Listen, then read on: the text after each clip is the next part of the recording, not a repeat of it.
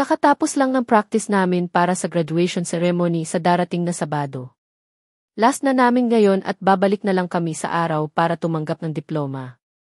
Hindi ko mararating ang ganito kundi dahil sa pamilya ko kaya sobrang saya ko na sa wakas malapit na akong makapagtapos. Masaya ang lahat dahil sa wakas malapit na kami sa finish line, isa na lang at ito ang college life. Lahat naman kami makapag-graduate na sa wakas ng secondary. Thursday ngayon at nagkayayaan ang mga kabatch ko na magparty sa bahay ni na Domingo. Kaklase namin. Doon ang napili nila na lugar na halos lahat ng mga kaklase ko ay sumang-ayon at ibang kaklase ko dati. Pumayag kami ni Ignacio at nakapagpaalam na kami sa mga magulang namin. Advance reunion na raw namin ito dahil hindi namin alam kung kailan kami ulit magkikita after ng graduation. May kanya-kanyang buhay o landas na kasi kaming tatahakain. Ibang school, ibang kurso, ang iba hihinto muna raw dahil gusto munang maghanap ng trabaho bago mag-aral ulit. Kagaya ko na isa sa maswerte dahil pumayag ang kapatid ni Papa na pag-aralin ako sa Manila. Libre naman daw lahat basta malinis lang ang bahay bago sila bumalik galing trabaho. Working student ang napili ko. Bandang hapon ng 2:00 ang pasok ko at 8:00 naman ng gabi matatapos. Hindi naman raw sobrang nakakatakot maglakad dahil marami naman ang mga tao, pero ganun pa man doble ingat pa rin, yan ang sabi ng mga magulang ko. No swimsuit allowed kung magsiswimming kayo doon okay, saad niya kaya ngumuso ako. Ano gusto mong suotin ko, panty and bra na hindi pang swimming, pang-aasar ko. No way. What I mean ay bawal ka sa mga ganun, I bought you rash guard so better wear that kesa mag-swimsuit ka. Final na wika niya. Mas lalo akong umuso, nagpipigil lang ng tawa. May swimming pool kasi sa kanila ni na Domingo. Bandang hapon 3:00 kami pupunta hanggang mamayang gabi na ang party. Pwede naman raw na matulog doon kung gustuhin pero hindi ko pa alam nito mamaya. Gown na lang kaya ang susuotin ko para hindi ka na magrereklamo, okay ba yun sayo? Taas kilay kong tanong sa kanya. Much better, ouch! Honey, nahampas ko siya sa kanyang balikat dahil sa pumayag siya na iyon ang susuotin ko. Ewan ko sayo, ilang beses na yan? Hindi mo talaga ako pinapayagan na magsuot ng mga ganyan. May ipagmamalaki naman ako sabi ko sa kanya. Yumuko siya para matitigan ako, nasa dibdib ko ang mga titig niya. Lumunok ito at binalik ang mga mata sa akin. Nakatitig lang ako sa kanya. Nilipat niya ang kanyang bibig malapit sa tenga ko, nakikiliti man ay sinubukan ko pa ring marinig at intindihin ang sinasabi niya. Because everything about you is mine, since I got you. I want you to be my last at sana ganun ka rin sa akin, bulong nito. Hindi ko na alam kung saan kakapit, mabuti na lang at mahigpit ang pagkahawak niya sa bewang ko kaya hindi ako nabuwal sa kinatatayuan ko. Nasa locker kami ng mga lalaki at dahil wala ng tao, ay pinapasok niya ako para doon na maghintay. Napansin ko kasi na simula na dumating siya galing sa Maynila ay talagang naging possessive at territorial na siya sa akin. Para sa akin, ayos naman yun pero hindi ko lang mapigilan minsan na mairita dahil bigla-bigla na lang magagalit sa kung sinong kasama ko, lalo kapag lalaki, kahit yung kaklase namin na kilos babae ay nagagalit siya din, maya-maya pa na isunod ng sunod sa akin. Do you understand Michaela Gomeza, Ethan? Ignacio. Bulong ko sa pangalan niya dahil nahihilo ako sa mga titig niya. Niyakap niya ako ng mahigpit sa hindi ko malaman na dahilan. Wala akong magawa kundi suklian ang pagkayakap niya sa akin. Mahal niya na ba talaga ako? Hindi na ba pumapasok sa isipan o hindi niya na ba nagugustuhan ang taong gusto niya? Kasi ako, mahal ko siya. Wala na yata akong mahanap na iba kundi siya lang. Kung may pagbibigyan man ako ng pagmamahal, sigurado ako na siya lang. Pagkatapos niyang magbihis ng damit ay lumabas na kami, pero mali yata na pumasok pa ako rito sa may locker boys at baka ano na lang iisipin ng ibang estudyante kung meron mang makadaan sa gawi dito. Pinauna ko si Ignacio na lumabas ng pinto at saka ako sumunod. What? Natatawang tanong niya. Tinampal ko ang balikat niya dahil sa kinakabahan na nga ako rito, tapos itong lalaking ito pangisi-ngisi lang. Baka may makakita sa atin na pumasok ako sa boys locker, Ignacio. Baka ano na lang ang iisipin ng iba. Anya ko sa kanya. Bakit may ginawa ba tayo, Mika? Isa pa, anong iisipin nila? Pakipaliwanag nga sa akin nang maintindihan ko, pang-aasar niya pa, sinamaan ko siya ng tingin. Pamaang-maangan ka pa, alam mo na yon. Ha? Wala akong alam sa mga sinasabi mo, care to tell me. Pinapainit talaga ang ulo ko ng lalaki na ito. Bumitaw ako sa kakahawak sa braso niya at nauna nang naglalakad sa kanya. Mika, tawag niya sa akin at hindi ko na siya pinansin. Tingnan mo ang girlfriend ko, iiwan lang ako dito, may alam na yata ito binalik ko ang tingin sa kanya. Taas kilay ko siyang pinagmasdan na nakangisi pa rin at sinasabayan ang noo ko na nakakunot na ngayon. Isa pang pang-aasar dyan, malilintikan ka na sa akin. Woo, what kind of behavior is that? Hindi ko na talaga siya pinapansin. Ewan ko ba bakit ako ganito ngayon, dahil ba malapit nang dumating ang kumare ko kaya ako nagkaganito. Bigla-bigla na lang naiinis at nairita lalo at ay palaka ka. Napasigaw tuloy ako dahil sa biglaang paghawi niya sa braso ko. Saan ang punta natin, miss? Nasa parking area ang sasakyan ko. Dahil sa sinabi niya, kaya napatingin ako sa paligid. Nakarating na pala ako sa kabilang kalsada na lutang ang isip. Wala na akong magawa dahil sa hila-hila niya pa rin ang kamay ko at wala na yata pang planong bitawan. Pinauna niya ako sa loob ng sasakyan at siya na mismo ang nagkabit ng seatbelt ko. Yan, wala ka nang kawala sa akin ngayon. Gusto mo ba ng ice cream? Meron na ba sayo? Ayon sa kalendar mo, next week pa ang dalaw mo. Iniiwas ko ang mukha ko sa kanya dahil sa namumula na yata ako ngayon. Alam niya kung kailan ang dalaw ko dahil minsan pinabili ko siya ng sanitary napkin sa tindahan dito lang sa loob ng paaralan. Hindi lang isa o dalawang beses, minsan kasi nakakalimutan ko na magdala. Kaya wala naman akong ibang utusan kundi siya lang. Dahil sa pananahimik ko kaya nararamdaman ko na lang na hinahagkan niya ako sa noo. Medyo masungit talaga ang girlfriend ko, habol pa nito bago umikot sa kanyang sasakyan para makasakay na rin. Uwi muna ako ng bahay para makapagbihis ng bagong damit. May dala namang damit si Ignacio, kaya doon na siya tatambay sa bahay namin. Nandito na sa probinsya ng Negros ang kanyang mommy at dito na nagpapagaling para naman sa araw ng graduation ay makaka-attend siya. Gusto na nga akong makita pero sabi ko kay Ignacio na after graduation na lang o sa araw na ng graduation namin. Bigla kasi akong nahiya baka hindi ako matanggap dahil sa estado ng buhay ko. Hindi ko naman minamaliit ang mga magulang ko kung bakit kami ganito pero ayoko lang na may nakakarinig ng hindi maganda kahit hindi pa naman ako sigurado kung boto ba ang mga magulang ni Ignacio sa akin.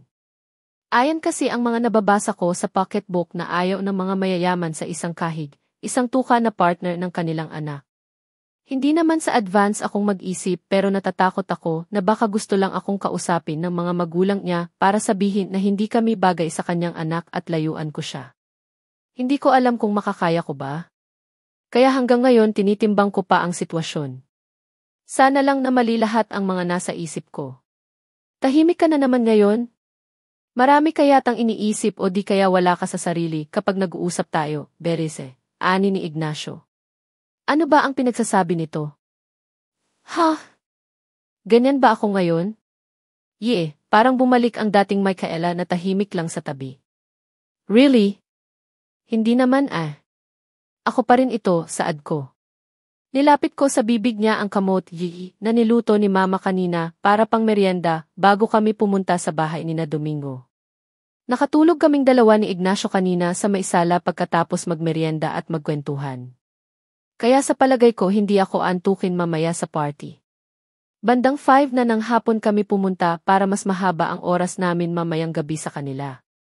Hindi naman ako maliligo pero dahil baka magyaya ang mga kaibigan ko kaya nagdala na rin ako panigurado. Of course yung binili ni Ignacio ang dinala ko na rash guard dahil ayaw niya talaga ang nagsusuot ako ng swimsuit. Naka-black t-shirt si Ignacio at black pants. Ginaya ko rin ang suot niya na kulay.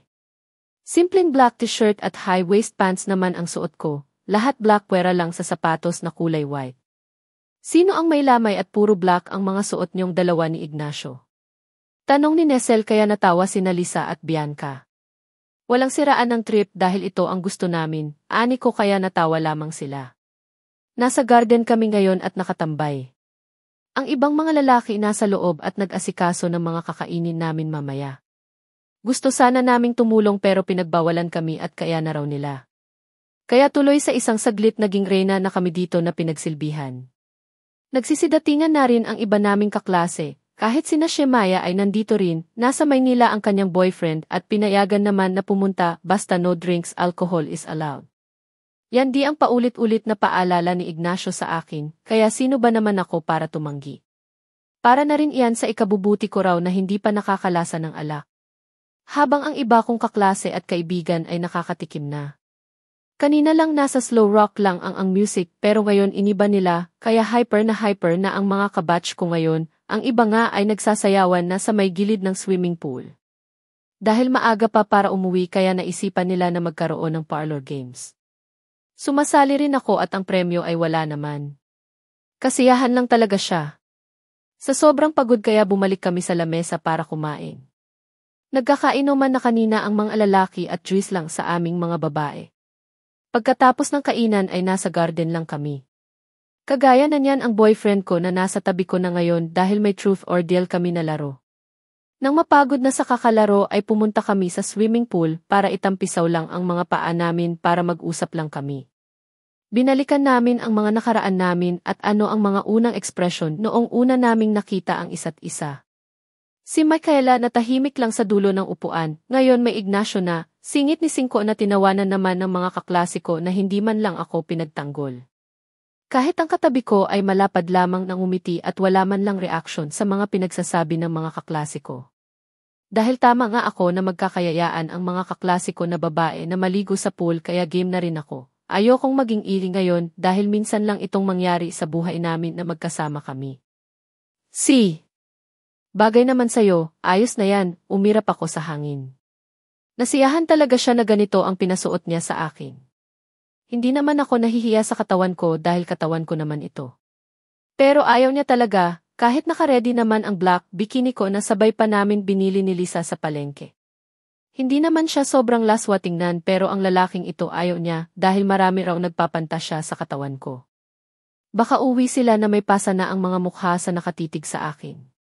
Sira ulo talaga, nagsiselos kahit wala naman. Magkita na lang tayo kung makapunta ako sa Maynila, asikasuhin ko pa ang passport ko dahil baka magja-Japan ako pagkatapos ng high school at magtatrabaho na muna o baka kaya naman din sa schedule ay maisipan ko ring mag-aral kagaya mo Mika. Si Lisa. Ako dito lang, sa Dumaguete na ako mag-aaral ng kolehiyo, marami namang pagpipilian, sumang-ayon kami dahil sa sinabi ni Bianca. Pinagpatuloy na Mina ang pagliligo at ngayon sumabay na ang mga lalaki. Kung lasing na itong si Ignacio ay hindi na talaga kami nito makakauwi. Inaantok ka na ba? Pwede na tayong umuwi, alok niya at umiling lang ako. Kahit sa pool ay hindi namin pinalampas at para kaming mga bata na nagsasabuyan ng tubig o di kaya nagpapaunahan kung sino ang unang lumubog sa tubig, siya ang talo habang buhat-buhat kaming mga babae ng mga partner namin.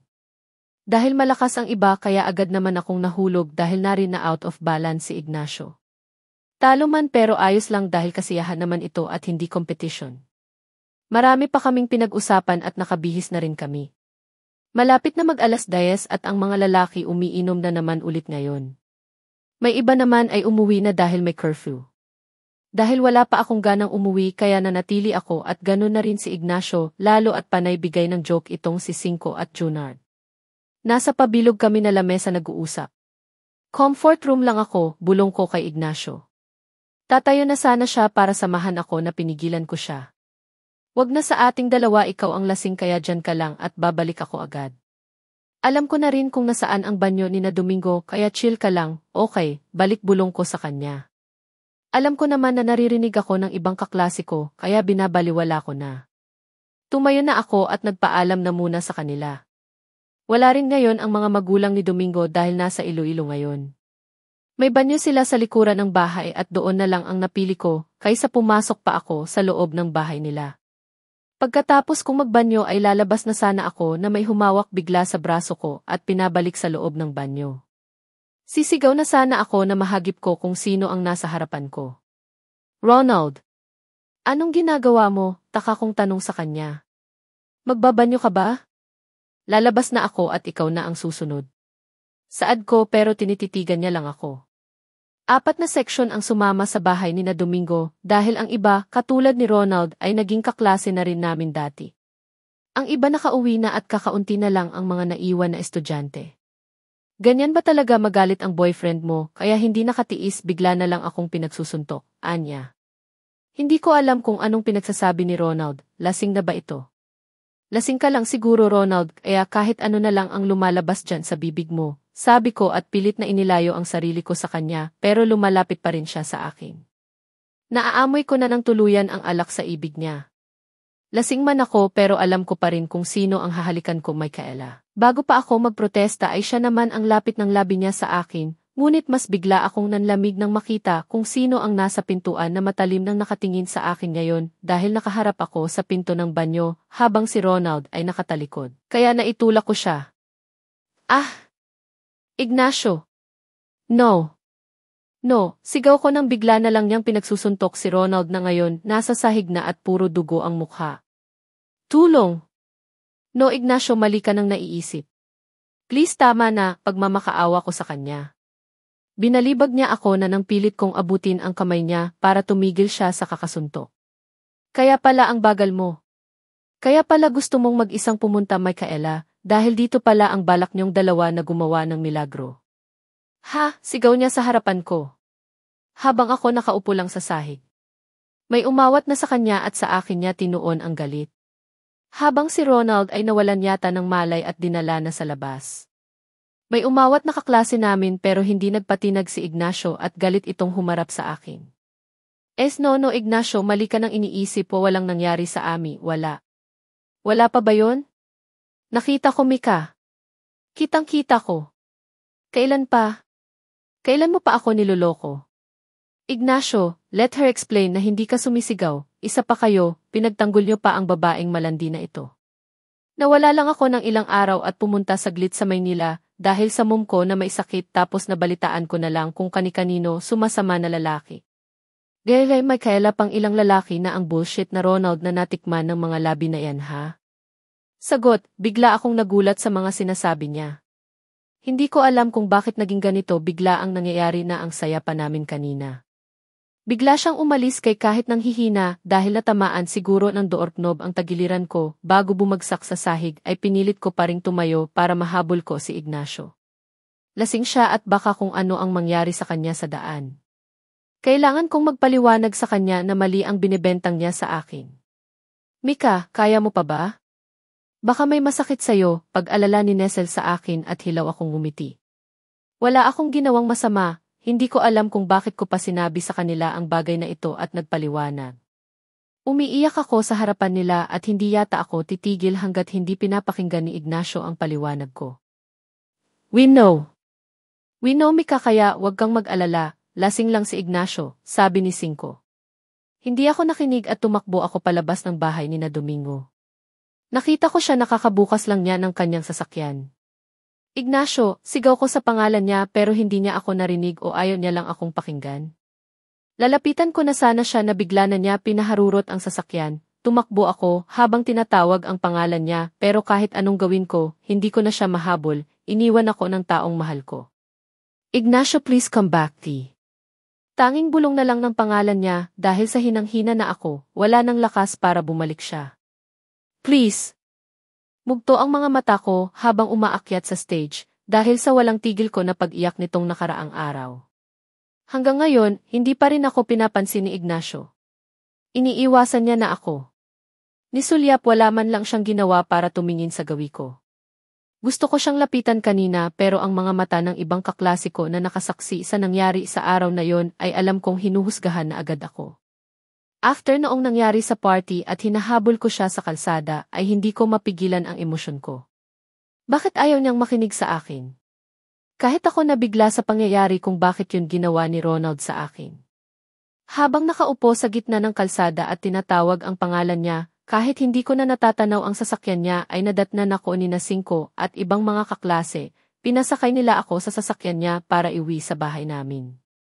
Pero tumanggi ako dahil pupuntahan ako sa bahay ni na Ignacio. Ayaw man ng mga kaklase ko ay wala silang magagawa dahil panaiiyak ko sa harapan nila. Pero bigo akong makausap siya dahil wala pa raw ito sa bahay, sabi ng mga katulong nila. Kinabahan man dahil kung baka ano na ang nangyari sa kanya sa daan habang nagmamaneho. Tinawagan ni Cinco at Junard si Ignacio at mabuti na lang sumagot ito at sinabi na hindi pa raw siya uwi. Hindi niya sinabi kung nasaan siya sa mga oras na iyon kaya kinakabahan ako lalo. Lampas 1:00 nang makarating ako sa bahay. Hindi nila ako iniwan hanggat hindi ako uwi dahil wala ring plano si Ignacio na umuwi sa kanilang bahay dahil alam niya na naroon ako at hinihintay siya. Kahit ayoko pang umuwi pero ayoko namang mag-alala ang mga magulang ko sa akin. Si Ignacio. Ayaw niya akong makita kaya wala akong magawa. Panaiiyak ko nang makarating sa kwarto, nasa iisang kwarto lang kami ng mga kambal, magkaiba rin sa mga magulang namin. Humahagulgol ako habang nakabaon ang mukha ko sa unan, iniiwasan na marinig nila na umiyak ako, pero matalas yata ang pangdinig ni Kimmy at nagising ito. Kunot noo itong nakatitig sa akin at kahit hindi ko sasabihin ay alam niya na may hindi magandang nangyari sa akin, kaya niyakap niya lang ako ng mahigpit. Nasa kwarto lang ako nagmumukmok buong maghapon kinabukasan. Nagtataka man sila ni Mama pero hindi ko sinabi sa kanila ang buong pangyayari. Tulog, gigising at maya-maya tulala sa isang sulok at bigla na lang umiiyak habang tinatawagan ang cellphone ni Ignacio o naghihintay ng text niya. Pwede ba tayong mag-usap? Ilang beses ko itong sinend sa kanya, sa text man o sa kanyang messenger hanggang ngayon na graduation namin ay wala pa rin akong natanggap na text na galing sa kanya. May hawak naman siya na cellphone. Hanggang nagsimula na ang seremonya ay tinext ko pa rin siya, nagbabasakali na mag-reply na siya sa akin. Gusto ko man siyang lapitan pero kausap naman niya sina Domingo, Cinco at Junard pero sa akin, talagang iniiwasan niya ako at nakikihalubilo na sa ibang classmates namin. Sobrang ramdam ko ang sakit ng dibdib ko na ganito pala siya magalit. Pero wala naman akong magawa. Nag-vibrate ang cellphone ko na nasa bulsa ng damit ko, habang paakyat na ako ng stage, para kunin ang diploma ko, pinigilan ko ang sarili na kunin ito para mabasa ang text ni Ignacio. Bumaling ang tingin ko sa kanya at nakikita ko itong may tinitipa sa cellphone niya. Congratulations to all of us, sigaw ni Kathy at sumabay na rin kaming lahat. May hinahanap ang mga mata ko pero hindi ko siya mahagilap. Congrats sa atin. Wait, where's she, Maya? Nakapagtataka naman ang babae na yon. Agad-agad ba namang lumabas pagkatapos ng speech niya, saad naman ni Mercy. Si Ignacio rin hindi ko na mahagilap pagkatapos. Naalala ko ang pag-vibrate ng sihi ko. Pero bigo ako dahil hindi pala siya ang nag-text sa akin sa hapon na iyon. Nasasaktan man ay pinilit ko ang sarili ko maging masaya sa harap ng mga magulang ko at kapatid dahil sa pinaghandaan pa nila ako dahil sa nakapagtapos na ako ng pag-aaral. Masaya ba ngayon ang anak namin na natapos na rin sa wakas ang kanyang high school journey na tinatawag, tanong ni Papa habang nasa lamesa kami at kumakain.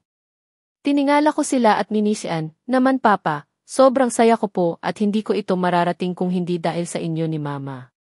Kaya sobrang salamat po sa inyong dalawa, huwag po kayong mag-alala dahil darating ang araw na susuklian ko po ang lahat ng paghihirap niyo po sa akin, sabi ko na naiiyak na. Agu, walang anuman iyon anak, basta pag-igihan mo lang ang pag-aaral mo kapag nasa Cebu ka na, okay. Magpapadala naman kami sa'yo kapag nagkaroon ako ng magandang kita para naman kahit papano ay matulungan ko ang kapatid ko sa pag-aaral sa'yo. Wika ni Papa sa akin. Basta makita ka lang namin na masaya at nakapagtapos ka sa kurso na gusto mo ay masaya na kami bilang mga magulang mo anak. Kaya pag-igihan mo at lagi mong tatandaan na mahal namin kayong mga anak namin, si Mama. Niyakap ko sila ng mahigpit. Nagpasalamat ako sa kanila ng sobra-sobra dahil sa sakripisyo na binigay nila sa akin at sa aking mga kapatid. Gabi na at tulog na ang lahat. Bago pa ako nahiga ay nag-send ulit ako ng mensahe kay Ignacio. Namimiss ko na siya. Gusto kong marinig ang boses niya. Sana kausapin niya naman ako kahit saglit lang, gusto ko lang magpaliwanag sa kanya. Maniwala man siya sa akin o hindi basta marinig niya lang ang sasabihin ko. Gusto ko lang kausapin niya ako para makaliwanagan kami. Sana naman Ignacio please. Sana pinakinggan niya muna ako, wala naman talagang nangyari na kahit ako ay nabigla sa pangyayari na iyon. Gusto kong magalit kay Ronald dahil sa ginawa niya pero ano pa ba ang magagawa ng galit ko kung ginawa na nga niya sa akin. Ayon pa sa kanya na wala siyang maalala. Sinubukan niyang magpaliwanag din kay Ignacio pero galit ito sa kanya. Kamuntikan na naman siyang masuntok dahil sa paglapit niya. Mabuti na lang at naroon ang mga classmate namin at may umawat. Pupuntahan ko na lang siya ulit sa bahay nila bukas at magbabasakali na sana kakausapin niya na ako. Higa na sana ako na bigla na lang umilaw ang cellphone ko, hudyat na may text. Kinuha ko agad ito na nakapatong sa unan ko at agad binasa ang mensahe. Napangiti ako na pangalan ni Ignacio ang nakalagay. Salamat naman. From Ignacio, okay, basa ko sa mensahe ni Ignacio. Napangiti ako kahit 2 letra lang ang mas mahalaga ngayon ay nag-reply siya, kahit papano, kaya agad din akong nagtipa. Mabuti na lang nakapag-load ako kahapon. Nireplyan ko siya kung kailan kami magkikita dahil ito ang huling tenext ko sa kanya na gusto ko siyang makita sa personal. From Ignacio, ngayon mismo, doon sa tabing ilog malapit sa maliit na kubo, alam mo na kung nasaan iyon. Huwag mong sasabihin sa mga magulang mo at ikaw lang ang pumunta. Basa ko ng mahina pero bakit bigla na lang akong nalungkot? Kahit binasa ko lang ang mensahe niya pero bakit ang lamig ng mga binitawan niya ng mga salita? Wala na akong pakialam kung medyo malayo siya dito sa amin. Ihahatid naman niya siguro ako kapag natapos na kaming mag-usap. Gusto ko lang siyang kausapin at sana makikinig siya sa akin na hindi ko ginusto ang nangyari. Tahimik ang buong bahay, tanda na natutulog na ang lahat pati ang mga magulang ko. Dito kasi sa probinsya maagang natutulog ang mga tao at maaga ring nagigising. Kinuha ko ang jacket ko na makapal dahil medyo malamig na ngayon sa labas. Kinuha ko na rin ang maliit na flashlight na nasa tokador. Mag-aalas 10 na ng gabi at ito ako may pupuntahan pa. Tenext ko si Ignacio at sinabi na papunta na ako. Nakaramdam ako ng excited dahil sa wakas makikita ko na ang crush ko dati na minahal ko na lalo ngayon. Wait for me, love, sasabihin ko sa'yo lahat-lahat na walang namamagitan sa amin ni Ronald o kahit sino mang lalaki na pinaparatang mo na sa akin. Ni minsan hindi kita pinalitan, bagkus minahal pa kita, lalo kaya makinig ka sana at maniwala sa akin, love. Sana lang makinig ka sa akin at sana bumalik tayo sa nakaraan natin. Sana tanggap mo pa rin ako. Mahal na kita sana hindi ka na bumitaw sa ating dalawa.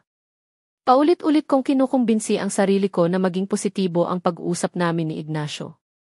Ihip ng malamig na hangin sa panggabi ang nararamdaman ko ngayon. Kahit mga kapitbahay namin ay tahimik na rin, sa bandang likuran ako ng bahay dumaan para mas mabilis na lang ang pagpunta ko sa dalampasigan at makarating agad sa kubo na sinasabi ni Ignacio. Kapag nasa highway pa kasi ako ay malayo na ito. Kuliglig at maingay na mga kulisap ang naririnig ko. Medyo nakaramdam ako ng takot dahil madilim na pero binabaliwala ko at naging matatag. Siguro mga kalahating oras na akong naglalakad ngayon at malapit na ako sa abandonadong kubo. Tenext ko ulit si Ignacio dahil kung tatawagin ko, hindi niya naman sinasagot at agad pinatay ang tawag ko. Pagkarating ko sa lugar, Ignacio. Tawag ko sa mahinahong boses. Nilibot ko ang paningin ko sa paligid pero wala akong masyadong makita. Tanging buwan lang ang naging ilaw ko at ang maliit na flashlight ang dala. Sana sinabi ko na lang na kinabukasan na lang kaming magkikita dahil gabi na, pero baka naman hindi na siya makipagkita sa akin kapag pinabukas ko pa. Bahala na, nandito na ako, bakit pa ako, urong na nandito naman ang mahal ko. Nasa malapit na ako ng kubo pero hindi muna ako pumasok doon. Tinawagan ko ang cellphone niya. Nagriring lang ang kanyang cellphone, matagal bago niya sinagot. Tahimik lang siya sa kabilang linya. Sinilip ko ang cellphone ko at nakita ko naman ang timer na umaandar. Minsan na kasi kaming pumunta dito sa dalampasigan na ito dahil minsan magkakayaan na maligo ay dito ang punta namin. Ignacio, nandito na ako, saan ka? Tanong ko. Pero wala pa ring sumasagot. Kinakabahan na ako, hindi naman siguro ako na naginip at talagang nasa dalampasigan ako ngayon at kausap si Ignacio, di ba? Ignacio. Wag namang ganito, please. Mag-usap lang tayo, gusto ko lang magpaliwanag sa'yo kung ano man ang nakita mo sa gabing yon. Kahit ako nabigla sa ginawa ni Ronald at hindi ko ginusto iyon. Naitulak ko siya, maniwala ka naman o hikbi ko. Sana naman pakinggan niya ako. Saan ka? Nandito na ako. Natatakot na ako, Ignacio, please lang, patuloy ko. Kahit kailan uto-uto ka rin ano. Nangunot ang noo ko dahil sa sinabi sa kabilang linya. Bakit tunog babae ang sumagot? Ignacio, tawag ko. Tumawa ng malakas ang boses babae. Hello Micaela, mamaya may narinig akong kaluskos sa bandang likuran ko, at sa paikot na sana ako na may bigla na lang pumalo ng matigas na bagay sa may ulo ko. Sa sobrang sakit ay bigla ko na lang nabitawan ang cellphone at flashlight na dala ko habang bumabagsak ang katawan ko sa buhangin. Bigla na lang nagdilim ang paningin ko. Narinig ko ang halakhak ng isang babae na hindi man lang alam kung sino. Pilit kong idinilat ang mga mata ko. Ngunit mukha ni Ignacio ang nakita ko habang papalayo ito sa gawi ko. Uy, Ignacio. Anak, kakain na. Halika na, tawag ni mama sa akin, hindi ko napansin na nasa harapan ko na pala siya. Malalim ang iniisip mo kanina pa ako tawag ng tawag sa'yo galing sa baba, ani ni mama. Sumunod ako sa kanya. Pagkarating namin sa lamesa ay nakahanda na ang mga ulam at mga pinggan. Nandyan na ba ang mga bata, ma? Tatawagin ko lang, paalam ko sana sa kanya pero pinigilan niya ako. Maya-maya narinig ko ang mga paa na papalapit na sa gawi namin. Inikot ko ang katawan ko para makita sila, napangiti ako na makita ko sila, ang bilis ng panahon, dati karga-karga ko pa ang mga kapatid ko pero ngayon matataas na. Malapit na nila akong maabotan ng katangkaran, ilang taon na lang ang bibilangin. For 5 years na lumipat kami ng bahay dito sa Talisay, Cebu, ay naka-adjust na ang mga kapatid ko. Sa mga tao at sa school nila. May mga bully pa rin lalo at hindi nila naiintindihan ng ibang normal ang kalagayan ng mga kapatid ko. Minsan napapaaway pa ako sa mga ibang mga magulang dahil sa asal ng mga anak nila na walang respeto. Wala akong trabaho ngayon sa mall bilang cashier dahil every Sunday ang day off ko kaya dito lang ako sa bahay. Baka mamayang hapon at hindi ako tatamarin ay maisipan ko na namang magguhit ulit para may maibenta. Hindi ko naman sana ipagpatuloy pa ang pagpipinta o pagdadrawing na dati kong ginagawa dahil sa may naalala ako na tao, pero sa katagalan naging manhid na lang ako at ipinagpatuloy kung anuman ang naging hobby ko. Lalo nung nalaman ko na pwede palang pagkakitaan ang art na meron ka. Dati sa papel lang ako gumuguhit pero ngayon makakabili na ako ng mga pang-drawing tools. Hanggat maaari kakalimutan ko ang karanasan na kamuntikan ng sumira ng buhay ko. For 5 years I'm healing, hindi madali pero kinakaya. Siguro yung pagmamahal ko bilang teenager sa isang tao ay isang puppy love lamang. Lalo sa sitwasyon namin noon na parang pinilit lang na maging kami para lang masabi na may kami.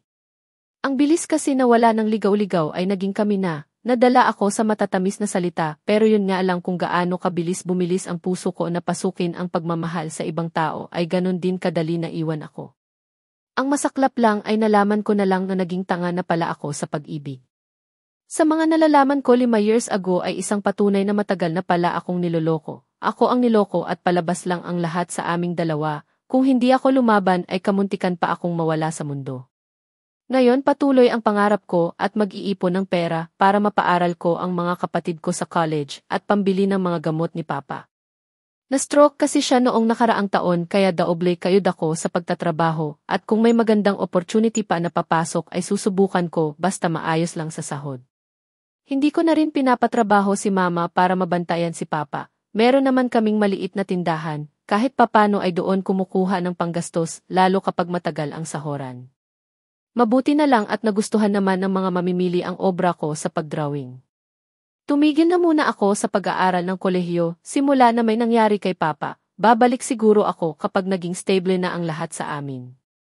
Sa ngayon ang priority ko ay ang mga kapatid ko sa pag-aaral at ang mga magulang ko. Good morning ikaw pala, tiningnan ko ang binili niya at kunot ko siyang tiningnan. Kailan mo planong maggrocery ng maramihan? Halos araw-araw bumibili ka, naiiling na lang ako sa pinaggagawa ng taong ito. Feel ko lang, bakit ba? Ayaw mo yon at least meron kang customer na nakapila sa'yo, anya habang nakataas ang kilay na binigay ang Elfith card niya. Umaasenso na talaga ang lalaking ito. Ewan ko sa'yo Tuko, ako ang napapagod sa'yo. Hindi porket hindi ikaw ang nagpapagas ng sasakyan mo ay malaya kang nakakaalis, sabi ko habang inabot ko pabalik sa kanya ang card. Nandito na rin siya nakatira at nagtatrabaho sa Cebu, isang driver sa isa sa mayaman na negosyante dito sa Talisay, Cebu. Nasa ibang bansa raw ngayon kaya malaya siyang nakakaalis ng pamamahay. May iba rin kasi siyang pagkikitaan at yon ang pagiging photographer niya. Mahilig kasi siyang kumuha ng mga pictures, kaya sobrang saya niya na nakabili na siya ng kanyang sariling kamera.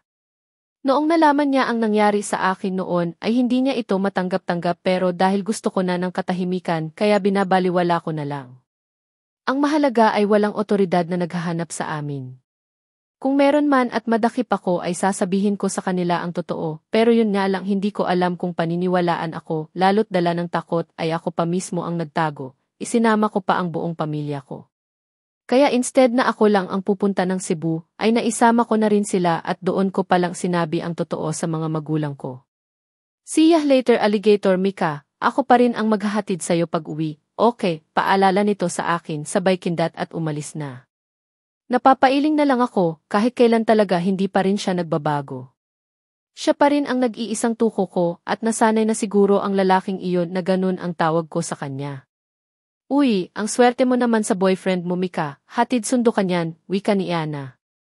Kasama ko sa trabaho. Swerte ka dyan at isa pa hindi ko siya boyfriend no, hindi ko alam kung bakit pa ako nagpapaliwanag ilang beses na ba niya ang sinasabi sa akin ang tungkol dyan. Sabi mo yan di malapit mo na siyang maging boyfriend pero kung ayaw mo, sabihin mo lang at ibigay mo na lang sa akin. Dagdag pa niya habang naghihintay pa kami ng mga customers. Nag-thumbs up ako sa kanya para hindi na niya ako kukulitin pa. Kahit kapalan niya pa ang makeup niya ay hindi man lang siya kayang tapunan ng tingin ng kaibigan. Iba rin itong tuko na ito, nag-glow up lang ayaw ng mamansin dati halos iba-iba ang babaeng nakaangkas sa habal-habal niya para ihatid sa kani-kanilang bahay. Sa bagay isa rin pala iyan sa racket niya para kumita ng pera noong nag-aaral pa lamang kami. Good morning sir, ma'am, bati ko sa mag-asawang customers na kaidaran lang nina mama at papa. Pagkatapos kong maskan ang kanilang mga pinamili ay inabot na sa akin ang kanilang gift card. Pag-angat ko ng tingin sa kanila para ibalik ang card ay nailang tuloy ako dahil titig na titig sila sa akin lalo at ang babae. Really? May I know your full name iha? Honey. Tawag ng lalaki sa kanyang asawa. Sorry ma'am but we're not allowed to give any information about our personal details to others. Hoping for your kind consideration, said ko. Hindi ako sure kung tama ba ang pagka-English ko. Bahala na. Oh. I see. Sorry about that miss. You look familiar that's Carlos. Sorry again, Anya at kinuha na ng asawa nito ang pinamili nila. Sorry for that, hingi ng paumanhin ng lalaki. It's okay sir, thank you for shopping and have a nice day po. Wika ko sa kanila habang nakangiti. Likewise, let's go hon. Because she looks familiar, that's Gavri I'm asking. I know. Tinakot mo tuloy ang bata, rinig ko pa sa sinabi ng asawa ng ginang. Ipinagbabawal ang pagbibigay ng mga information tungkol sa amin unless if necessary. Baka mamaya niyan kilala nila ako, tapos no, wag naman sana Lord God. Nanginginig ako habang sinaskan ang items ng kasunod na customer. Hanggang natapos na lang ako ay hindi pa rin ako mapakali. Hindi kaya? Pero parang hindi naman sila masasamang tao. Tama ba ako? Though isa sa mga natutunan ko sa mundong ito na huwag kang maniniwala sa lahat ng bagay, tao man o hindi. Maybe they are kind pero kapag nakatalikod mo ilang beses ka na palang sinaksak sa likuran. Though the man in coat looks familiar, pero hindi ko lang alam kung saan banda ko siya nakita. Kailangan magdoble ingat ako baka mamaya may naghahanap na pala sa akin. Malapit lang ang Cebu at Negros pwede nila akong matunton pero parang imposible naman dahil minsan wala naman akong nakita o napanood na nasa news na ang mukha ko at pinaghahanap. Matagal na taon na at walang naghahanap sa akin. Well, sino naman ang maghahanap sa isang katulad ko? Nagpalit agad ako ng cellphone number mga ilang araw na nakarating kami ng Cebu. Kahit yung cellphone na bigay niya sa akin ay pinalitan ko, itinapon ko pati ang alaala naming dalawa. Dahil sa kagagawa niya na hinayaan lang ako kay Ula, baka may mahalagang buhay pang mawawala. Siguro ikabaliw ko kapag nangyari ang kinatatakutan ko. Mabuti na lang na iligtas ko ang sarili ko. Yun ang mahalaga, dahil isang pagpapanggap lang pala ang tungkol sa aming dalawa, kaya tanggap ko na naging baliw ako sa kanya. Hindi ko inaasahan na minahal ko na pala talaga siya ng sobra-sobra na hindi ko namamalayan na ako na pala ang walang natira. Pero bumangon ako, lahat ginawa ko para sa mahal na naiwan sa akin. Doon ako lumalakas. Doon ako tumatatag. Doon ako kumakapit. Sa pamilya ko, ang mga naiwan sa akin. Hoy! Tulala ka dyan kumare. Gusto mo disko tayo mamaya, alok ni Yana sa akin. Nasa locker kami ng mall, pauwi na ako ng bahay at dahil sa sinabi niya napaisip tuloy ako. Pwede naman, hindi na ako teenager na hindi pa pwede sa mga ganyan. Matanda na ako at kailangan ko rin sigurong bigyan ang sarili ko na mag-enjoy kahit papano at ang pagpunta ng bar ang pumasok sa isip ko. Lesa, CJ. Sino pa ang sasama sa atin kung pupunta tayo? Tanong ko sa kanya. Hindi naman pwede na kami na lang dalawa. Nagbihis na ako ng puting t-shirt at high-waist na maong. Ganoon din ang ginawa ni Yana. Sila ni Bethy, Claire at Dino ang gustong pumunta pero hindi ako sure kay Marie unless kung papayagan siyang boyfriend niya. Ano game para naman masabihan ko sila na confirm ka. Total walang pasok bukas kasi holiday. Then grab the chance na para mag-enjoy tayo. Anya. Napangiti na lamang ako dahil kita naman sa kanyang mga mata na excited ang babaeng ito. Okay sige, text mo na lang sa akin kung saan yan at saan tayo magkikita para sabay na tayong pumunta. Matutulog muna ako ng ilang oras para naman may energy mamaya. Okay CJ. Thanks God sasama ka rin. Ang tagal Mika ha. Ilang beses mo na ba kaming tinanggihan tapos ngayon ka lang pala nakapagdesisyon? Ay naku titirisin kita dyan eh. Saad nito at ito naman ako panay ngisi dahil sa totoo naman ang sinasabi niya. Sabi nga nila time is gold kaya hindi pwede na sasayangin ko lang sa walang kwentang bagay pero iba na ang usapan kapag minsan kailangan mo ring mag-enjoy sa buhay.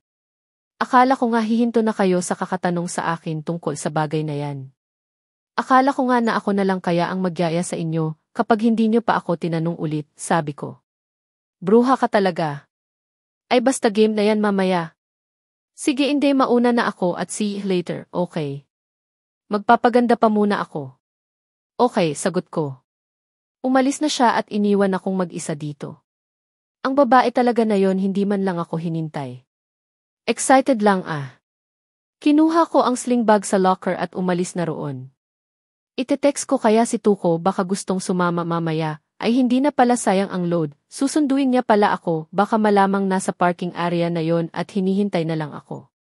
Saka ko na lang sasabihin sa kanya kapag nasa harap ko na. Hindi nga ako nagkamali at nandoon na nga siya. Ang tagal mo naman miss, si Tuko habang nakaupo ang kalahating puwet sa harap ng sasakyan, habang pinaikot-ikot niya ang susi sa kanyang daliri.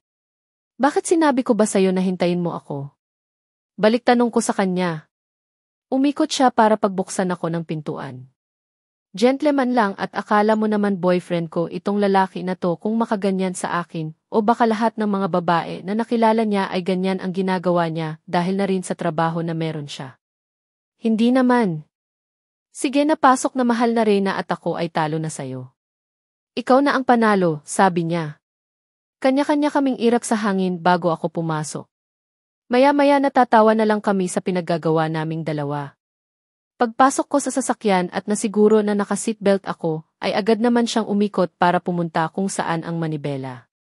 Umalis ka ba kanina o natulog ka na naman ng ilang oras sa kotse na to? Umalis kaya ako, may pinuntahan lang ako dyan sa malapit dito at tinamad na rin kaya natulog na rin ako dito habang hinihintay ka, lalo at may aircon, saad niya. Hindi ka ba hinahanap ng amo mo? Baka mamaya niyan hindi ka na nagpaalam, ewan ko na lang sa'yo Tuko. Nagpaalam kaya ako at ang sabi niya na ako nang bahala sa kanyang sasakyan dahil marami pa raw sila sa loob at labas ng bansa. Kaya iyon, hindi ko na tinanggihan. Mahal ako noon pagmamayabang pa nito. Ewan ko sa'yo, sarap naman pala palagi ang buhay mo Tuko. Ikaw na ang pinagpala ng lahat ng kaswertehan. Congrats din at more budol pa. Anyway, pupunta ako mamaya ng club. Niyaya ulit ako ng mga kaibigan ko kaya pupunta ako na ako. Sabi ko sa kanya, bakit ka sa akin nagpapaalam? Tatay mo ba ako? Mama. Boyfriend. Wait, saan ba yan? Kita mo, dami pang tanong. Siyempre, baka lang gusto mong maging driver B. Ayoko nga, binatokan ko. Aray. Kita mo, nanakit pa nga. Ikaw na nga itong may kailangan, sabi niya sabay himas sa kanyang bato. Mahina lang naman yon. Ang labo mo kasing kausap, kung ayaw mo di maglalakad na lang akong mag-isa. Ikaw din hahayaan mo na lang ba ang best friend mo na masaktan ang kanyang mga paa sa paglalakad? Panakot ko, tingnan natin kung matitiis mo ako. Umuso pa ako lalo. Maging driver, ikaw lang amo o pasahero ko na hindi nagbabayad. Baka nakakalimutan mo na wala ng libre sa panahon ngayon, pangaral niya. Inirapan ko siya. Basta pupunta ako mamaya, bahala ka dyan. May ipakilala pa naman sana ako sa'yo, pang-aasar ko. Talaga? Make sure lang napasok yan sa panlasa ko, Mika, dahil kung hindi sa kangkungan talaga kita idiretso, wala akong pakialam kung hahanapin ka ng mga magulang mo. Sasabihin ko lang na nakipaglaro ka pa sa mga tilapia na naroon, matalim ko siyang tiningnan at nakangisi lang ang lalaking ito. Hinampas ko ang braso niya. Ang hilig talaga nitong mang-asar at ito naman ako ang bilis mapikon. Pagkarating namin sa bahay ay naabutan namin ang mga magulang ko na nasa labas ng tindahan. Nilapitan namin sila at nagmano. Hey mama, papa. Hello po mama at papa, nakangising bati ni Tuko sa mga magulang ko. Ganyan ang tawag niya sa mga magulang ko, kaya sino ba naman ako para magtampo, kapatid na rin naman ang turing ko sa kanya. Salamat sa paghatid ng anak ko iho, mabuti at nandyan ka para hindi kami mag-alala sa kanya, si mama. Mama, hindi na po ako bata, paalala ko sa kanya. Naiintindihan ko naman si mama kung bakit siya nagkaganyan, dahil sa nangyari sa akin dati, kaya halos maya-maya tumatawag o di kaya nagte-text kung nasaan na ba ako at kung okay lang ba. Kaya kapag nag-text ako na sinundo na ako ni Tuko, kaya doon pa lang sila nakahinga ng maluwag. Alam ko anak, pero bilang ina at ama mo hindi namin kaya na nakikita ka tulad ng nangyari dati, Anya. Ninisian ko sila habang nakikinig lang si Papa. Alam kong may gusto rin siyang sabihin pero hinayaan na lang niya ang mama ko. Salamat po sa inyo. I love you. Anyway mama papa, nagkayayaan mamayang gabi ang mga katrabaho ko na magka-club kami mamaya. Pupunta po ako, nagtatampo na sila sa akin Okay lang po ba na iwan ko? Sabi ko na napatawa sa kanila. Sige walang problema, nandoon nga sa kabila kasama ni Kimi. Basta mag-iingat ka. Ikaw iho kasama ka rin ba? Tanong ni mama kay Tuko. Ayoko sana mama pero kinukulit po ako ng anak niyo po. Tapos akala mo naman na ililibre niya ako o magbabayad. Gagawin ba naman akong driver papa? Sumbongero din itong lalaking ito. Kapal ng mukha. Inirapan ko siya at pumanhik na sa taas. Narinig ko pa ang pagtawa nila. Nakakainis. Magbibihis ako ng pambahay at kakain muna bago magpahinga. For sure, hindi na uwi si Tuko at maghintay na lang siya sa akin hanggang mamaya. Feel at home na siya dito Kaya hinayaan ko na lang. Kung gusto niyang matulog, pwede naman siya sa kabilang kwarto. Is that you Mika? Tili ni Bethy nang makita kami. Ganda mo pala lalo kapag nabihisan dagdag papuri niya pa. Malaking points na yun sa akin kaya tinanggap ko ng buong puso. Parang ano ito? Simple lang naman itong damit ko, kaya kalma ka lang. Ang gaganda niyo rin kaya sa mga suot niyo ngayon, sabi ko. Maganda tayong tatlo, that's every final say. Tara na, let's go at para makahanap na tayo ng sugar daddy. Ani ni Claire, kaya tuloy biglang napalingon si Dino sa kanya. On and off ang relasyon nila ewan ko na lang ngayon.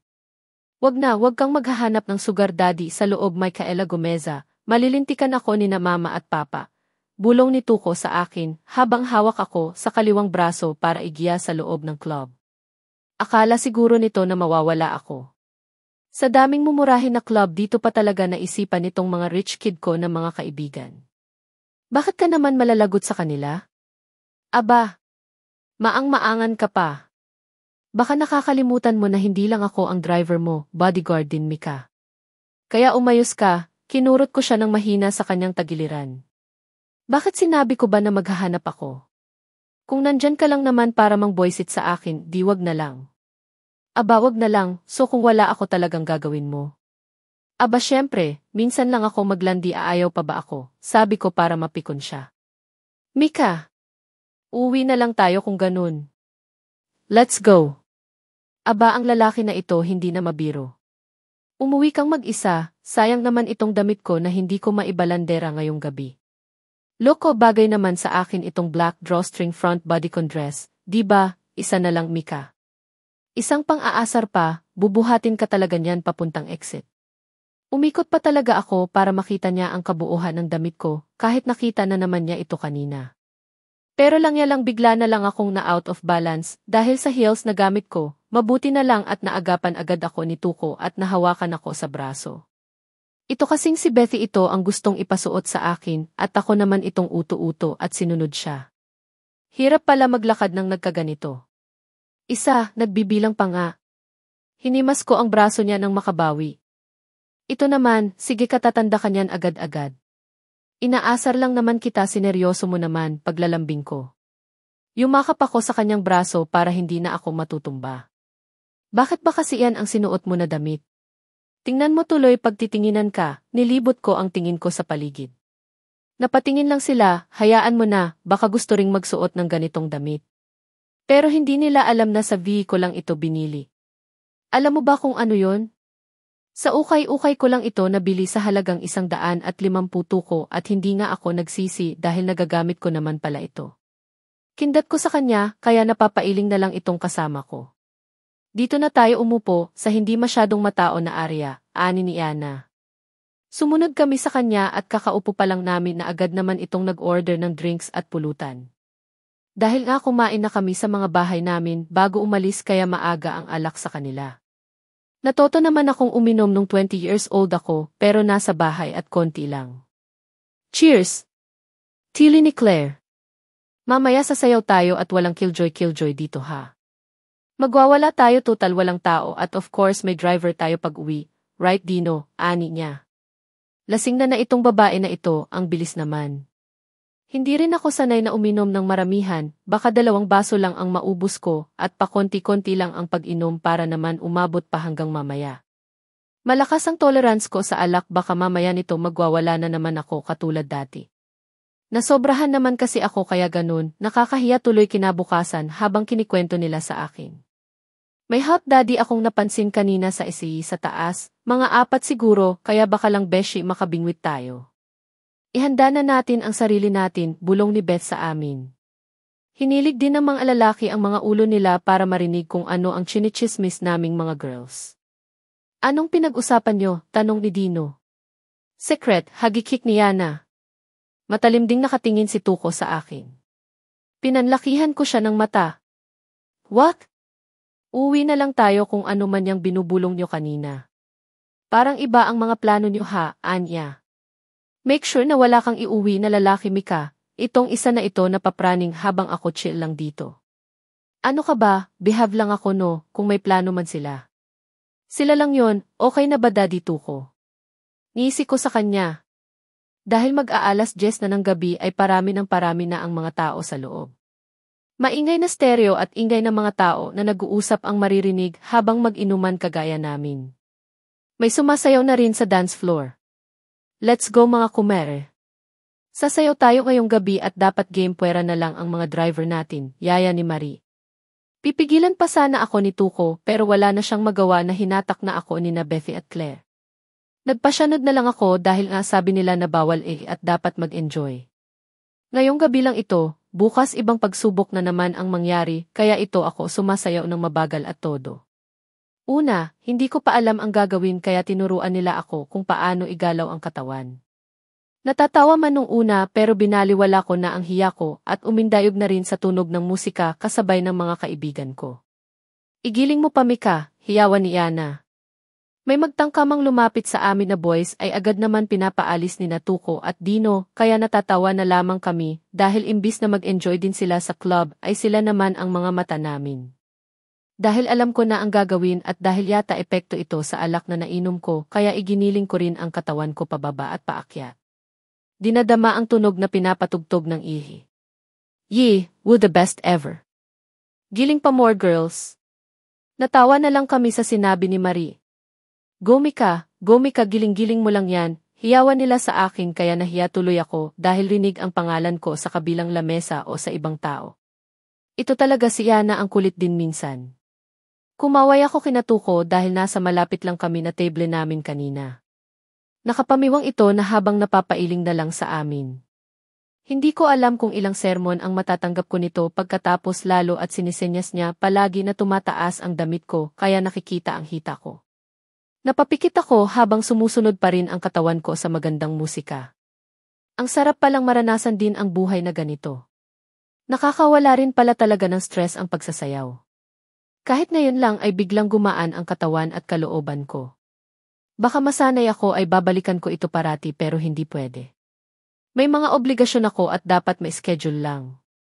Dinilat ko ang mga mata ko at natuon ang titig ko sa second floor na tinatawag nila na para lamang sa mga na mga tao. Bigla yatang nanlamig ang mga batok ko at pinagpawisan ng makita kung sino ang isa sa nandoon. Nakatayo sa maihaligi habang maihawak ng can ng beer, habang nakatingin sa dagat ng mga tao sa baba. When our eyes meet, alam ko na nakita niya ako. Matalim itong nakatitig sa akin habang umiigting ang kanyang mga panga. Ibang-iba na siya na dati mahaba ang buhok ngayon ay maiksi na at nakasuot ito ng polo long sleeves at nakatupi lamang sa kanyang braso na talagang bagay-bagay na bagay sa kanya. Ignacio. Ayos ka lang, bigla kong nilingon si Tuko na nasa harapan ko na pala. Binalik ko ang tingin sa itaas pero wala na ang bulto niya doon. Hindi kaya guni-guni ko lang ang lahat ng yun? Michaela, tawag ulit niya sa akin na ngayon nakahawak na sa braso ko. Nasa dance floor pa rin kami at wala na sa tabi ko ang mga kaibigan. May lumapit sa kanila kaya napunta sila kung saan. Ayos lang ako, bigla yata akong nahilo dahil kanina pa ako nagsasayaw na puro kaliwa ang mga paa. You know, at saka ang sakit sa mata ang mga ilaw, sabi ko sa kanya. Gusto mo na bang umuwi tayo? Tanong niya. Umiling ako dahil ayoko pa, mamaya na, hintayin na muna natin ang mga kaibigan ko, bigla na lang akong iniwan dito eh. Nakakainis, saad ko. Inalayan niya ako para makabalik sa upuan namin. Sana nagdala pala tayo ng extra slipper mo, baka sobrang sakit na ng mga paa, Mika, concern talaga itong lalaking ito. Kaya nga di bale mamaya maglalakad na lang akong nakapaa papunta sa sasakyan mo, pwede mo naman akong buhatin tulad ng ginagawa mo sa akin noong mga bata pa tayo, sabi ko habang nakangiti. Kiyese, noon yun kasi magaan ka pa, ngayon ang bigat mo na kaya. Aray, binatukan ko nga. Hindi ako mabigat magaan lang ako kaya wag kang idyan, maktol ko sa kanya. Sabi mo yan ha, anyway anong oras ba tayo uwi, tanong niya. Inaantok ka na? Pwede ka namang matulog sa kotse, gigisingin na lang kita kapag naroon na kami sa parking lot, suggestion ko. Na, baka balak mo pa yatang magpakalasing tapos magwawala ka dito, kaya dito na lang ako. Hindi ko alam kung bakit sumaya naman ang puso ko dahil sa sinabi niya. Wait ka lang dito, restroom lang ako, paalam ko sa kanya. Balak pa sana niyang tumayo at susunod sa akin, ngunit pinigilan ko. Dito ka lang, hindi pa ako ganun kalasing para hindi malaman kung saan ang Diyan ka lang at pakibantayan na lang ang mga gamit namin. Remember, hindi ka lang driver namin / bodyguard ka pa, sabi ko sabay kindat. TSA, bilisan mo ha. Wala sa mga gamit nyo ang pagiging bodyguard ko, Mika, kundi sa tao at ikaw yon. Malilintikan talaga ako sa mga magulang mo kaya bilisan mo ha dahil pupuntahan talaga kita kapag sobrang bagal mo, anya. Inirapan ko siya dahil nga sa totoo ang sinabi niya. Ang mga kaibigan ko, nakita ko sila na nasa dance floor pa at may mga kasayaw na lalaki unless lang kina Claire at Dino na hindi ko mahagilap. Mabuti na lang at madaling makita kung saan ang banyo. Dito rin tinuro ng staff. Medyo nahihilo pa rin ako at nanginginig ang katawan dahil sa nangyari kanina. Siya kaya yun? Baka namamalikmata lang ako at hindi naman talaga siya. Hindi siya yon for sure dahil ang kilala ko ay ayaw niyang kinakot ang buhok niya lalo't nagmumodel siya. Hanggang ngayon pa rin ba? Hanggang natapos na lang ako sa banyo na siya ang laman ng isip ko. Hindi naman niya siguro alam ang lugar na ito City boy yun Hindi siya sanay sa ganitong lugar, kahit sa probinsya man siya nakatira. Wait hindi ko na alam. Pinihit ko ang door knob para makalabas na ako, pero bago ko pa mabuksan ng buo ay may bigla na lang pumasok. Hindi ko natuloy ang pagsigaw ko na bigla niyang tinakpan ang bibig ko. Nanlaki ang mga mata ko kung napasino ang pumasok sa loob ng Don't scream, pagbabanta niya. Tumango ako dahil sa takot at sa galit niyang paninitig sa akin. Hinawi niya ang kamay niya na nakatakip sa bibig ko. Siya nga talaga yung nakita ko kanina sa itaas, hindi nga ako nagkakamali at ngayon. What are you doing here? Unang tanong niya. Ibang-iba na siya kahit sa pagtatanong. May galit, may otoridad. Nakatitig ito sa akin na parang kakainin ako ng buhay. Pinantayan ko ang panitig niya sa akin. Binaliwala ko ang kaba na naramdaman ko. Ang isipin ko ngayon na anytime kung matagal pa ako ay pupuntahan ako ni Tuko para makalayo sa lalaking ito. Baka mamaya ano pa ang mangyari at dadalhin niya ako sa taong dahilan kung bakit naging miserable ang buhay ko 5 years ago. Mas lalong lumapit ito sa akin, huwag kang lalapit at dyan ka lang, pagbabanta ko. Well, I ask you again, what are you doing in this club? Sinamaan ko siya ng tingin. Ano ba ang pakialam mo kung bakit ako nandito ha? Bakit ikaw ba ang may-ari nitong club ba ito at makapagtanong ka sa akin ay bawal ako sa lugar kung saan ikaw ang may-ari ah? Nagbabayad naman ako. Pagalit ko na sagot at iniiwasan na tumaas ang boses ko, baka magtaka ang nasa labas na may maingay sa loob ng key. Sana hindi ka na lang pumunta dahil bigla na lang nasira ang gabi ko ng dahil sa'yo, ha? Ano raw? Pinagsasabi nitong lalaking ito. Gago ka ba? Hindi ko kasalanan kung bakit nasira man yang araw o gabi mo dahil sa akin dahil for the first place hindi ko alam na nandito ka, sagot ko. Aalis na sana ako na bigla na naman niyang hinablot ang braso ko, ano ba? May gagawin ka na naman sa akin ha? Ibabalik mo ba ako sa kanya? Pwes itigil mo na ang kalokohan mo dahil hinding-hindi na yon mangyayari, sigaw ko sa pagmumukha niya. Wala akong pakialam kung amoy alak ako ngayon. What? What did you say? Kanino kita ibibigay? Bakit hindi ka na lang mag-sorry sa ginawa mo sa akin 6 years ago? Pinaghahampas ko siya ng mga palad ko. Magsosorry. Ang kapal ng mukha mo para ako pa ang humingi ng tawad sa'yo. Ayos ka lang. Di ba dapat ikaw ang humingi sa akin ng ganyan at ang mga kasabwat mo? Nang dahil sa'yo nang dahil sa'yo ka. Sigaw ko sa kanya pero hindi ko matuloy-tuloy ang sasabihin ko. Marinig na ako sa labas ng public marinig na. Hindi ko mapigilan na maalala ang mga nangyari sa akin kahit sabihin na matagal na taon na, matagal na yon pero yung memories ay nandoon. Ngayon mas malala dahil lahat ng detalye ay agad-agad pumasok sa isipan ko. Bago pa siya makapagsalita ay naitulak ko siya at hindi niya inaasahan yon at nakaalis siya sa pintuan. Dali-dali akong lumabas at iniwan siya doon. Maingay pa rin na tugtugin ang sumalubong sa akin sa club. Nagmamadali akong umalis doon para hindi niya ako maabutan. Pagkarating ko sa table namin ay agad kong nilapitan si Tuko, hindi pa kayo uwi. Hinahanap na kasi ako palusot ko sa kanila para lamang makaalis sa lugar na to. Hinihintay ka na nga namin dahil kung uwi ka na ay uwi na rin kami, sagot ni Ana. Tumango ako, sige. Let's go. Dahil hinubad ko na high heels kanina, kaya lalakarin ko na lang papuntang sasakyan, lalo ngayon na medyo masakit na nga ang mga paa ko. Here, binalingan ko si Tuko. Nakataas ang kilay ko at nakangiting tumingin sa kanya. May extra ka pala, ayaw mo talaga akong buhatin, pang-aasar ko sa kanya. For sure kung may gagawin man si Ignacio sa akin, ay hindi niya matutuloy dahil nandito ang mga friends ko. Nandito rin ang mga securities. Pwede akong humingi ng tulong sa kanila.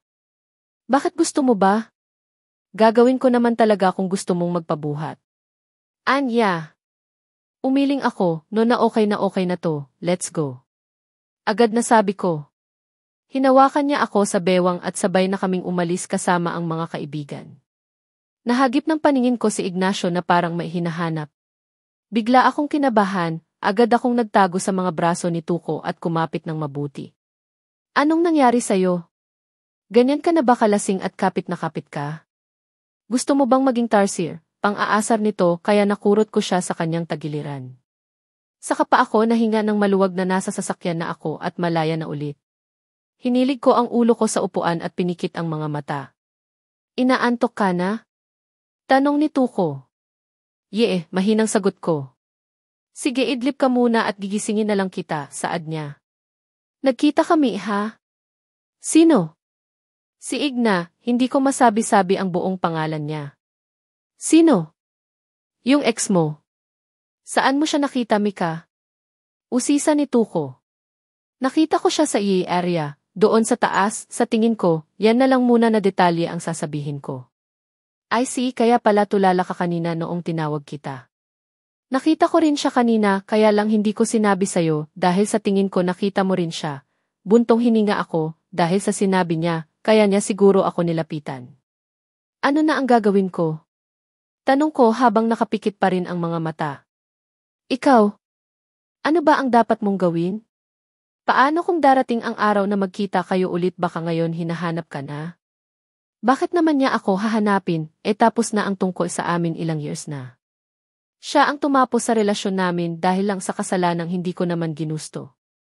Tapos ang malala pa na akala ko mapaliwanag ko sa kanya ang mga pangyayari pero iba ang ginawa niya.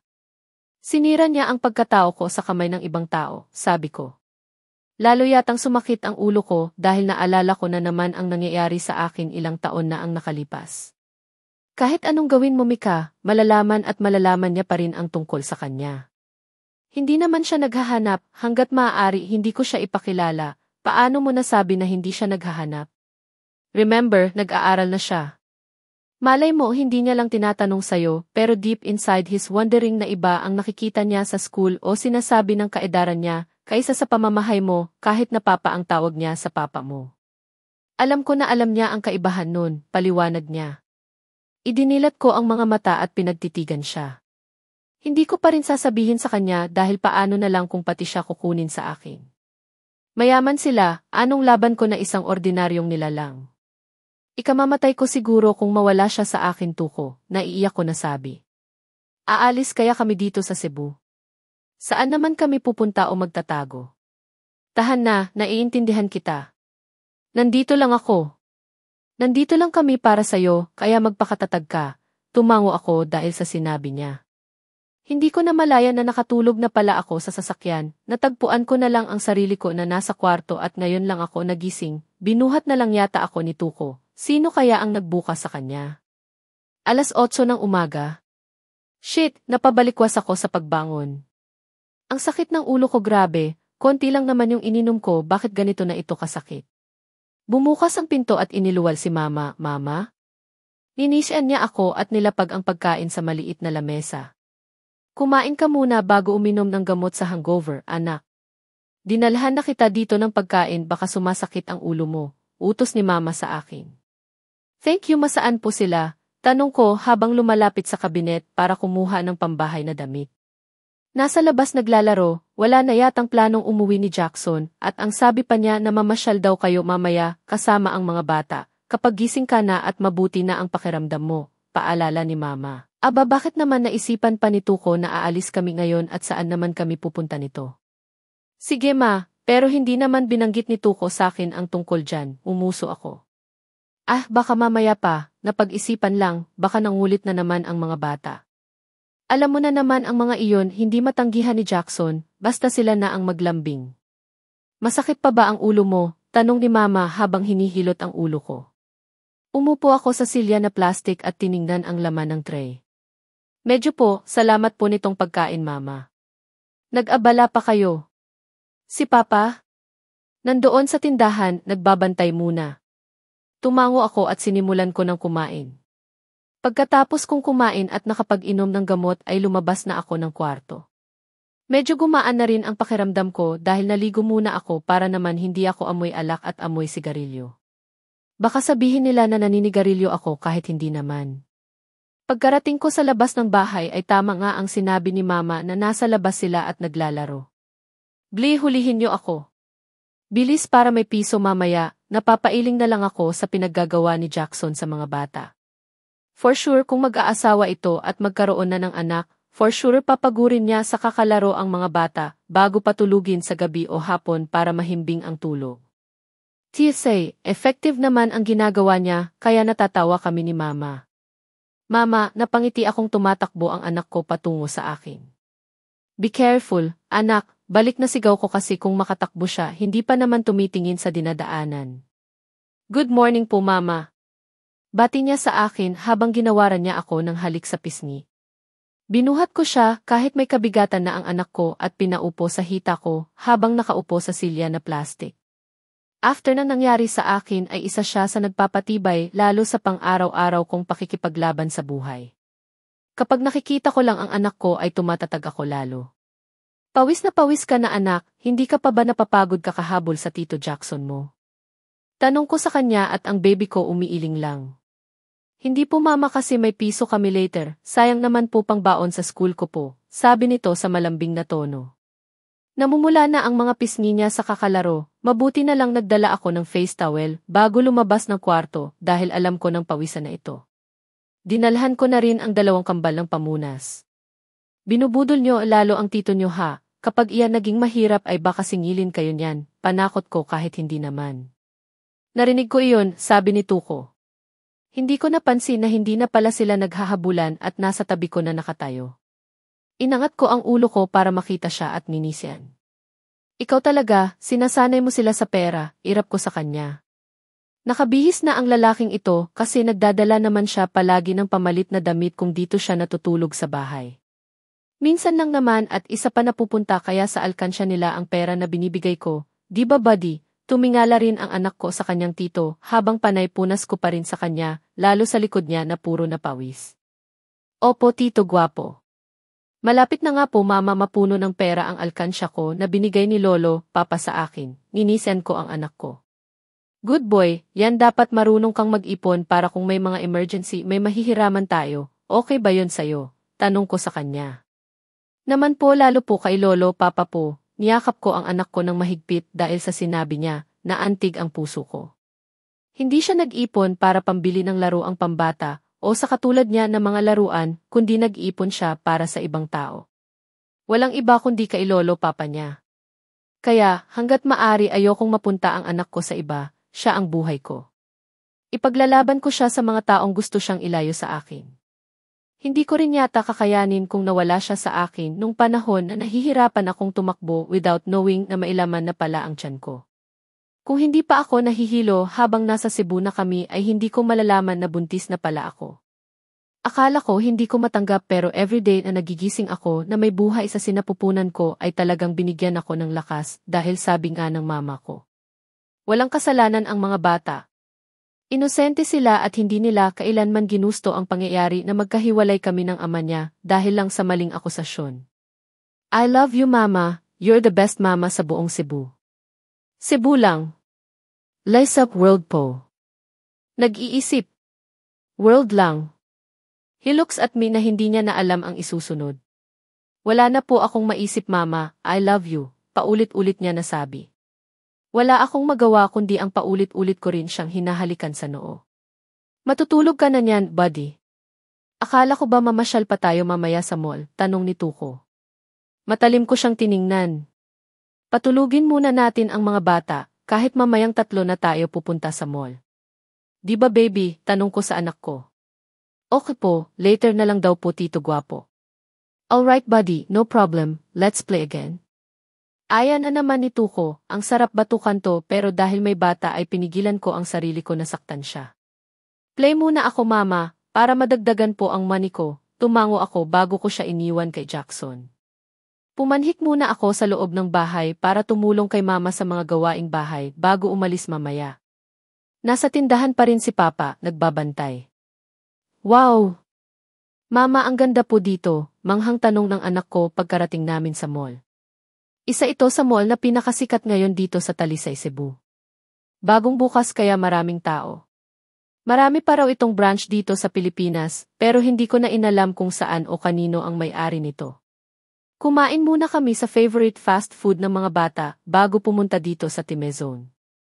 Kahit buong umaga silang naglalaro kanina tapos ngayon na naman ay energetic pa rin, hindi ko alam kung kailan sila matatapos nito. Pero sure kami na bandang 8 ng gabi ay nasa bahay na kami.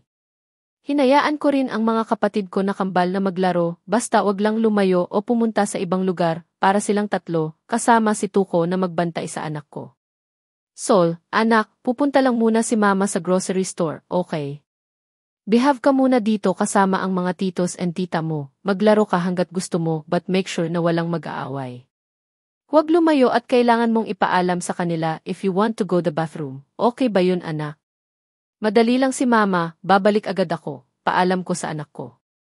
Okay mama, see you po later, sabi niya bago niya ako hinalikan sa pisngi. Ang anak ko Tuko ha, paalala ko sa kanya. No problem, kung hindi ka pa tapos kami na lang ang pupunta sa'yo doon. Anya. Sige, salamat, paalam ko sa kanila.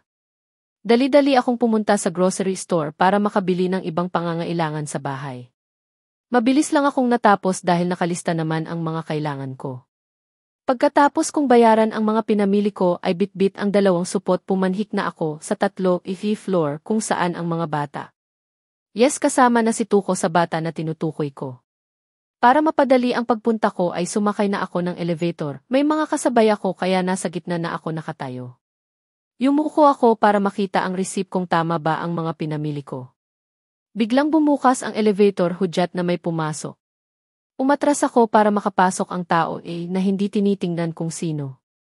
Send me report tomorrow, nanlamig yata ako dahil parang kilala ko ang nagsasalita. Umangat ako ng tingin at tama nga ako, nandito siya sa harapan ko na titig sa akin at sa supot na dala ko. Huli na para lumabas ako, nangunot ang noo niya habang ganun pa rin ang hitsura niya. Boss! Pagkabukas ng elevator, kahit wala pa ako sa 3rd floor, ay agad na akong lumabas, baka masundan niya pa ako.